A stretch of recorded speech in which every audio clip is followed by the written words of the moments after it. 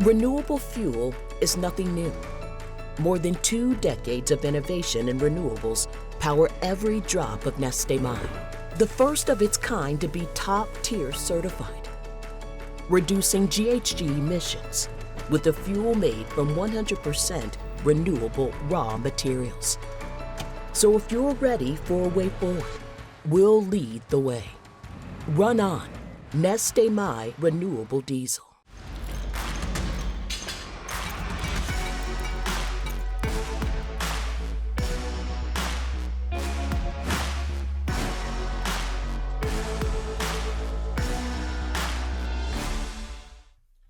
Welcome to Drilling Deep. I'm your host, John Kingston. Drilling Deep is the place at FreightWaves where we talk about oil and diesel with the knowledge that you need to drill to get oil, and without it, you don't get diesel. That's why we call the podcast Drilling Deep. We want to thank Neste once again for sponsoring Drilling Deep in the coming weeks. Neste is a major supplier of renewable diesel in the U.S. through its Neste MY product. It's also a supplier elsewhere in the world, and we're going to talk about that in just a few minutes. Speaking of diesel, which we always do right now, we want to note that there are things going on in the diesel market and the oil market beyond the price of crude oil and oil products that are rising from the past couple of weeks because of the events in the Middle East. We're not going to predict what's going to happen on that level. I have about as much idea on that as the next guy, and the next guy isn't all that smart. So let's instead talk about refinery operations and spreads and what all this might mean for diesel. Not all that long ago, putting crude oil through a refinery and making diesel was an incredibly profitable activity. There is a basic measurement in oil called the 3-2-1 spread. You get it by taking the price of crude, whether it's Brent or WTI, and multiplying that number by 3. You take that figure and you subtract it from a combination number that you get by taking the price of gasoline futures, known as RBOB, and multiplying that by 2. And after you convert it to barrels, and then you add the futures price of diesel, convert that to barrels, and that gives you the number that you subtract the crude price times 3 from. That's known as the 3-2-1. 3 barrels of crude producing 2 barrels of gasoline and 1 barrel of diesel. Refineries are far more complex than that, but the 3-2-1 is available at any time. All you need to do is check the data on the CME Commodity Exchange, so it's incredibly transparent and gives a very basic overview of refinery margins. The 3-2-1 using Brent crude was over $30 per barrel for a few days in mid-September. That's a very healthy number. It's also nothing. It was over $35 per barrel for most of May, June, July, and August, and it got above $40 per barrel many times. You're going to see the results of that strength in the coming days when publicly traded refiners like Marathon or Phillips 66 report what will surely be fabulous earnings. But now the 3-2-1 for Brent has dropped to about $18 per barrel. Most of that decline is because gasoline has become so weak relative to crude. By some measures, taking crude and turning it into gasoline is a money-losing proposition. But that isn't the only thing that's weakened relative to Brent. Diesel is weaker too, though not by the huge amount that gasoline is. Converting the diesel future price on CME to barrels and then subtracting the Brent price was consistently above $45 per barrel for much of September. It's less than that now, closer to $40. On a per gallon basis, it's been less than $1 recently, where it had been well above $1 for weeks on end. That spread is not just some trader thing. It makes its way into wholesale prices, and that, of course, makes its way, eventually, into retail prices. The weakening is happening at an odd time. Refinery runs have been down because of maintenance, as expected. This is the time of year you do a lot of refinery maintenance. The latest U.S. data shows that refineries last week ran at just 86.1% of capacity, which is to be expected because it's maintenance season, but those numbers were consistently well above 90% in August. When you get refinery runs going down, that could often lift the price of gasoline and diesel relative to crude, but clearly that hasn't happened this time around. The concern here is that the weak refining margins that are spelled out in the 3-2-1 decline that I talked about could result in some refineries not bringing back as much capacity online as they would have a few weeks ago when they're done with their maintenance. Back in August, when margins were super strong, the prospect of missing out on some of those profits because of maintenance was probably driving refinery managers crazy. But they had no choice. When you schedule refinery maintenance, well, you need to get it done. Now, maybe it isn't so great out there in the refining sector. Gasoline relative to crude has popped back in the last couple of days of trading. Diesel consumers should actually hope that continues, because maybe it will lift those margins back from the low levels I cited in the 321 and incentivize refineries to come back on strong after maintenance is complete. That would be the best news for diesel consumers. If gasoline prices rise, diesel stays steady relative to crude, and runs increase. Fingers crossed. This message comes from Neste MY Renewable Diesel, approved by leading manufacturers and the first fuel of its kind to be top-tier certified, made from 100% renewable raw materials. Make the switch by visiting nestemy.com. We're going to move on here now on Drilling Deep. Matt Lueck is our guest today. He is the technical manager of renewable road transportation at Neste. Their product is Neste MY. It's renewable diesel. They are the biggest supplier of renewable diesel to the U.S. While Neste is a Finnish company, as I said, they are number one in the U.S. sales of renewable diesel, which have become a significant part of the market. So, Matt, welcome to Drilling Deep. Thanks for having me. Ready to have a nice chat. All right, so let's start by defining renewable diesel specifically. I mean, you can define it, but also tell us, how is it different than biodiesel? Sure. So renewable diesel is diesel fuel, right? It's hydrocarbons just like what you're buying at the pump today. We're just making it from renewable sources. We can talk some more about that in a bit. Now, you mentioned biodiesel as well. Biodiesel and renewable diesel are both made from those same, carbon neutral or low carbon sources. But in the technology, the production process, there's a big fork in the road.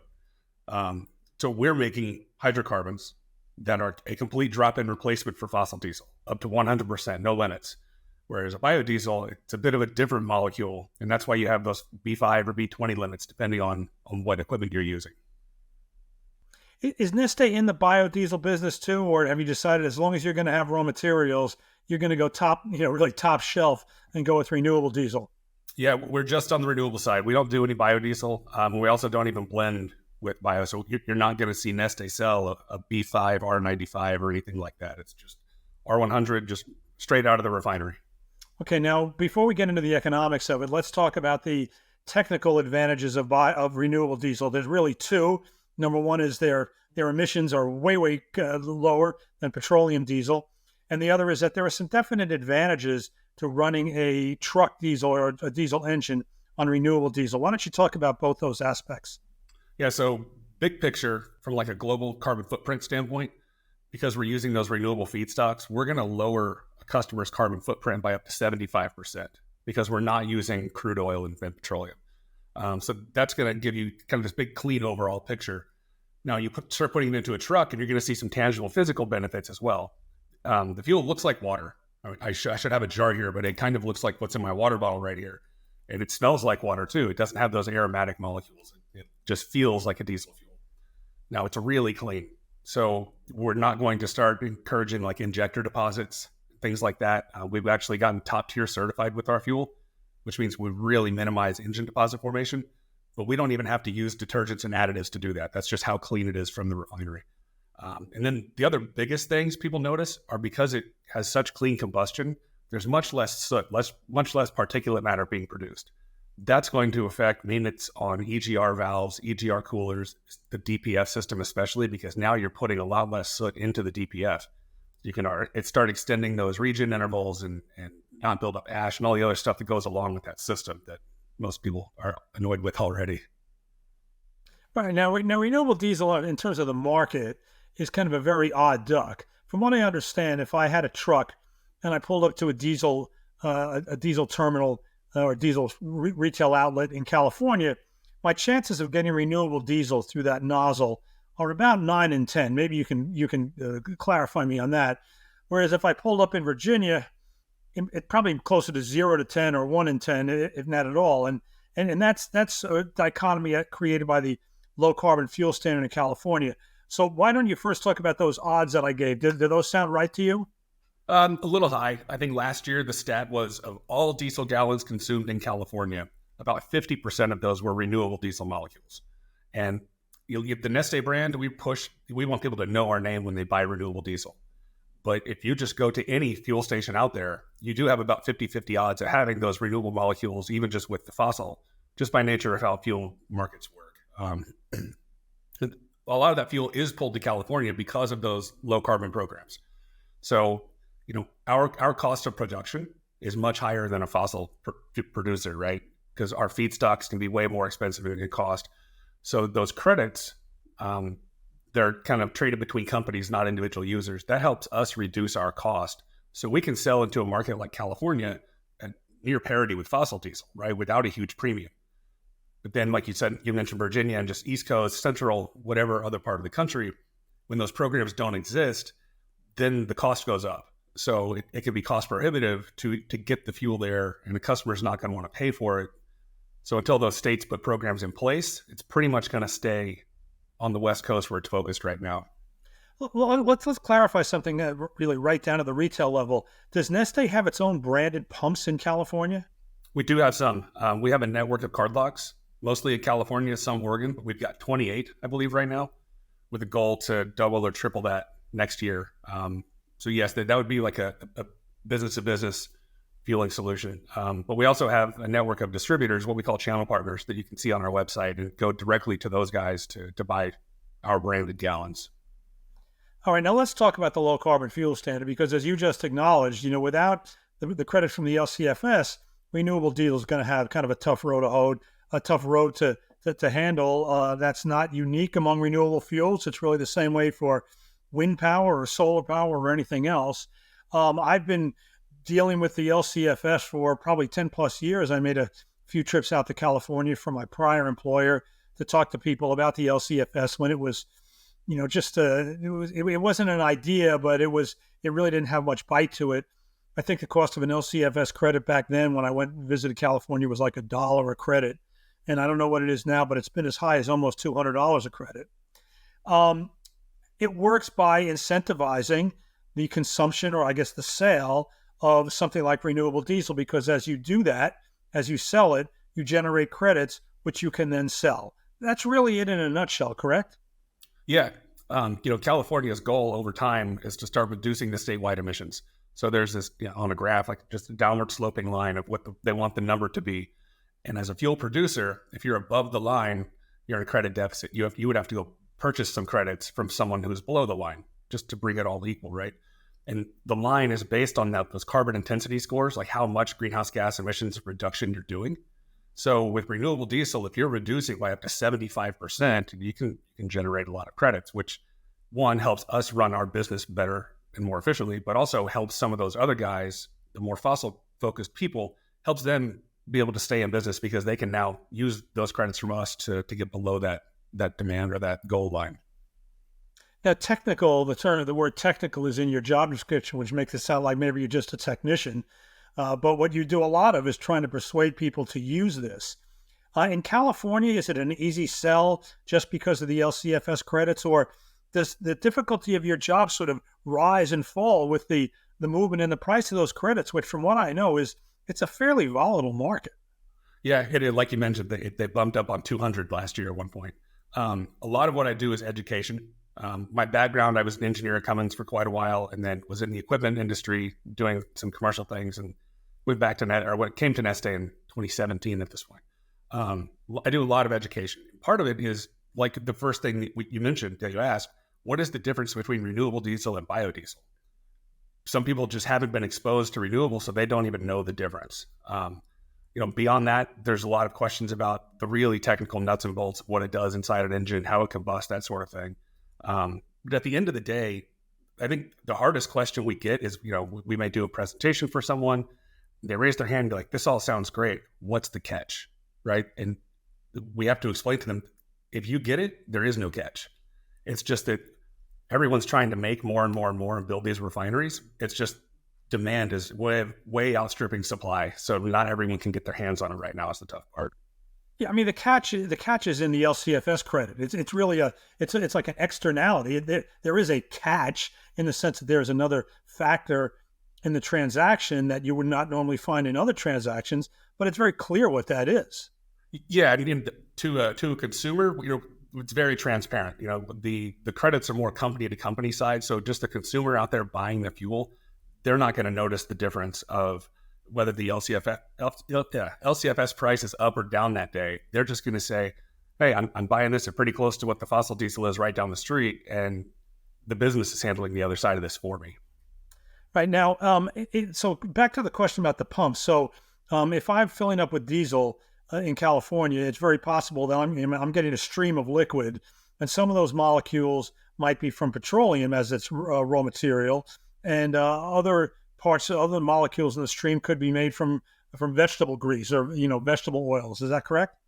Yeah, and because the fuel is fully fungible with no blend limits, it doesn't matter if you had a tank full of petroleum diesel one day and you want to top it off completely with renewable the next day or go back and forth. It's going to work the same. So yeah, a consumer would not really know from the pump sense, right?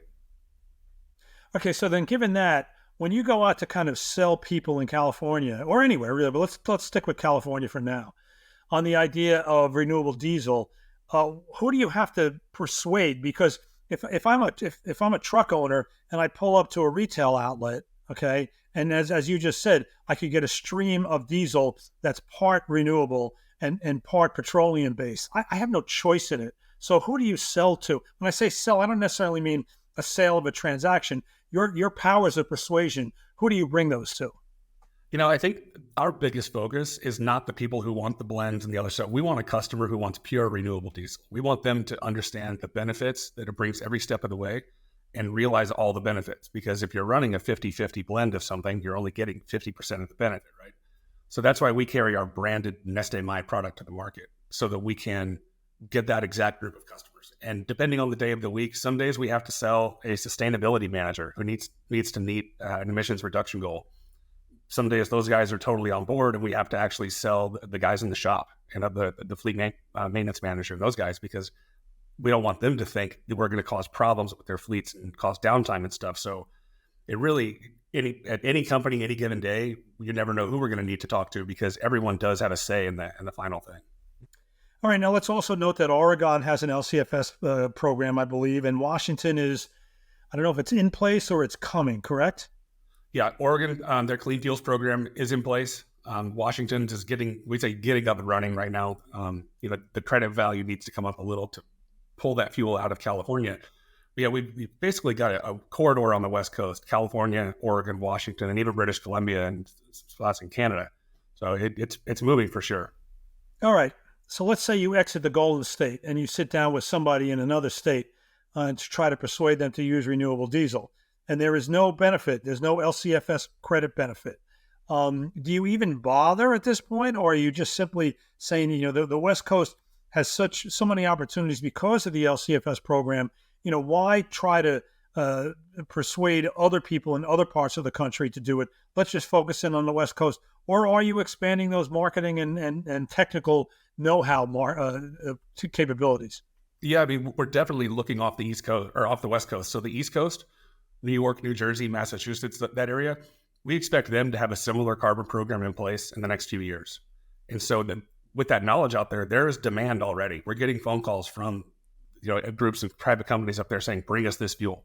And you kind of tying back to the LCFS credit, if those credits were priced at $200 per ton like they did at one point, to take the fuel out of California, that's a pretty big cost increase for that East Coast consumer. But as the LCFS credit price falls in California, the impact to that East Coast consumer will also go down as well, because the producer's opportunity cost is falling. So with credits right now being $50 or $60, that impact on the East Coast is not nearly as bad as it used to be. So those guys are saying, I'm willing to pay that premium, whether it's for the green benefits, the GHG reduction, the maintenance reduction, all the other stuff.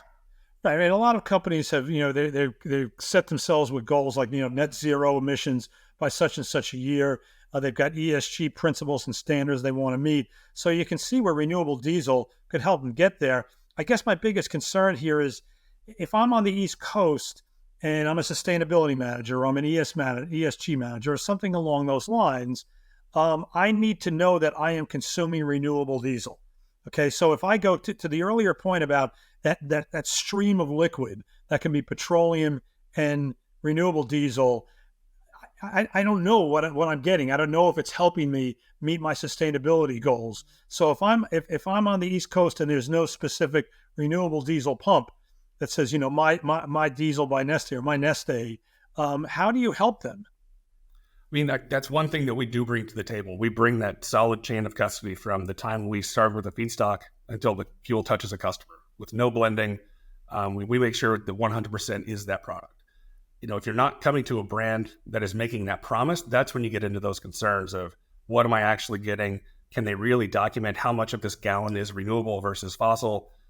Whereas we have systems in place to, not only say it's 100% renewable, but it was used or made with these feedstocks, and it may have this carbon intensity score one month and this carbon intensity score the next month, because we're so detailed in our chain of custody and how we track the product. So if I'm running a terminal, let's say I've got a depot, I've got a fleet of trucks that do something, fairly local deliveries. Can you provide them with a Neste only fuel supply? Yeah, that's something we're working on right now. We're securing and locking in our terminal position up in the New York, New Jersey area. So fairly soon, I would say in the next couple months, you'll be able to get branded pure Neste MY renewable diesel up in the New York region. Yeah. Right, because I would guess that's absolutely essential if you're going to sell the idea to an East Coast sustainability manager who are not going to get any benefit from LCFS credits. Exactly. Yeah, they need to know that every molecule is renewable, and then the details behind that molecule also. Yeah, I mean it's crazy how the geographic hit of the LCFS credits. I still remember years ago doing a story at my prior employer where a company was taking methane gas off of a landfill, and at the same time they were setting up stations dispensing natural gas for natural gas fueled vehicles. And it was okay under the LCFS credit that you could say, okay, I extracted natural gas from a landfill in Texas, okay, but I'm selling natural gas in California, even though it's obviously not the same molecules. As long as you could show you were doing both at the same time, you would get the LCFS credits. It's complicated, isn't it? On the natural gas side, they get to play by some different rules. They can do exactly what you're talking about. We call it mass balancing. It's kind of a paperwork exercise at the end of the day. I can imagine. That's not how it's working on the renewable diesel side. Where we can't go blend everything in the pipeline and just kind of, on paper, split molecules later. Like, we need to actually deliver the physical gallons and document that every step of the way. Let's talk about the state of feedstocks, because your feedstocks are a variety of things. They can be from crushed soybeans. They can be restaurant grease. I know I saw a story yesterday about some new theft of restaurant grease. And when now I see that, I think two things. A, it's bad to steal, but B, the market for feedstocks must be pretty good if people are stealing it from these traps that they can get access from outside the restaurant. Your feedstock, when you talk about, let's say, restaurant grease as a feedstock, you're not talking about a feedstock that's going to be generated specifically to make renewable diesel. It's completely a side product. So what is the market looking now for feedstocks? Of course, you can grow more soybeans, to make a feedstock. That happens. But what's the current situation? Are you finding that your supplies of feedstock for renewable diesel are holding up there? Yeah, right now there are more producers coming into the market, so there's more demand for feedstock. But think, 20 years ago, like you said, McDonald's or someone may actually pay you to take away their used grease because it was waste. Now there's this entire commodities market built around paying them for that product because people like us need it to make fuel. So it has changed the dynamics of just the waste of grease in general. But think about the petroleum industry. They've had over 100 years to build out that infrastructure and how to move that product. That's fairly new to this feedstock industry. So at this point, it's not like every feedstock source in the country is being touched.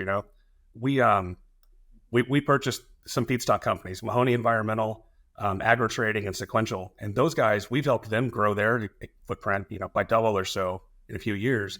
But even then, it's not like every restaurant is being touched. So, I think probably in the world right now, 20 to 25 something million tons of feedstock a year. People have identified out to 2030, probably 40 million tons. There's a lot of growth coming. just in that feedstock pool. But beyond those waste and residue fats, there's other technologies that companies like Neste are working on as well that are going to use crop waste and forestry waste, and looking at algae and all these other things down the road. So, when people say we can't eat enough French fries to fuel this market, you kind of laugh and say, well, that's not the point, right? We're going to keep growing beyond that as well. What's the state of manufacturing? You mentioned a lot of West Coast operations that are adding plants. Where is your manufacturing? Neste is based in Finland, but I know it has global operations. So the renewable diesel that you're selling in the U.S., where's it coming from? So what's coming into the U.S. Is mostly coming from our Singapore facility. So we're just bringing it straight across the Pacific. It's really efficient, actually. For Europe, we do produce fuel in Finland and in the Netherlands, in Rotterdam. But we also recently opened a joint venture in California with Marathon Petroleum and in Martinez, kind of the North San Francisco Bay Area.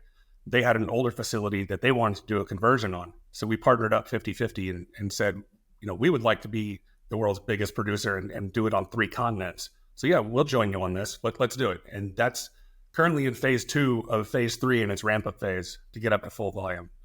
We're making as much as we can. We're expanding our existing refineries also. And what will be full volume at Martinez? And let's note that Martinez is down in Southern California, correct, near Los Angeles? Martinez is San Francisco. Oh, right. Okay. I'm sorry. You're right. North side of the bay. Right. Right now we're making about 3.2 million tons of product a year, and that equates to about 1 billion gallons. When we get our Singapore expansion done, which is coming up right now, the work is done, we're bringing it online. When the Marathon facility is also fully running, and when our European facilities are done with an expansion in 2026, we're going to grow that 3.2 million tons up to about 6.8. So gallon-wise, we're going from just over 1 billion gallons to probably 2.3 billion gallons in the next couple of years. Now, this is not all ticketed for California, but are you finding that there are other incentive programs in other parts of the world that are kind of similar to California where, this product can be competitive because of this government support? Yeah, here in the U.S., they're more voluntary programs. In the Europe, they have more mandated programs, which can change market dynamics a little. But there are definitely programs in the U.S., in Europe. Canada just put something in place. So more and more of the world are starting to pick up on this and basically create demand. Recently the price of diesel spiked in California relative. Of course, the price of diesel spiked everywhere, but it really spiked in California. And, on the one hand, you think, well, why wasn't renewable diesel saving it? On the other hand, a lot of the renewable diesel, like I don't know about Martinez, but I know at the Phillips Rodeo refinery, they shut the whole refinery and they built a renewable diesel facility, if I'm not mistaken. And it produces renewable diesel, nice, clean, renewable diesel, but it doesn't produce it at the quantity that it was coming out of petroleum. And so that's still a net loss. So renewable diesel can't necessarily overcome that, correct? Yeah, not in the near term for sure. You're never going to see a day where every gallon of fossil is replaced by a gallon of renewable diesel. There's just not enough facilities in the world right now that can do that. They take time and a lot of money to build. You can't just flip the switch and turn the faucet on and start making more fuel out of some legacy refinery, because it does take a lot of technology, whether you're building new or you're doing a conversion. So there's going to be a ramp-up period in the future for a long time. And like I said, you'll never see a global replacement of all gallons, but we're going to do our best to get it everywhere. Matt Lueck, the technical manager for renewable road transportation at Neste. He's been our guest today on Drilling Deep. Their renewable diesel product in the U.S. is known as Neste MY. They are sold all over the place, but particularly on the West Coast, as we've discussed. We want to thank Neste for being a sponsor, Neste and Neste MY for being a sponsor of Drilling Deep this month. You have been watching Drilling Deep, where you are part of the Freightcast family of podcasts from FreightWaves. You can find us on all the leading podcast platforms. If you are seeing our faces right now, that means you're watching us on YouTube. If you're just listening to us, you could be on any platform because we're on all of them. I've been your host, John Kingston, and please join us again. This message comes from Neste MY Renewable Diesel, a drop-in replacement for fossil fuel that has the power to keep your fleet running at top performance while lowering greenhouse gas emissions compared to fossil diesel. Visit NesteMY.com to learn more.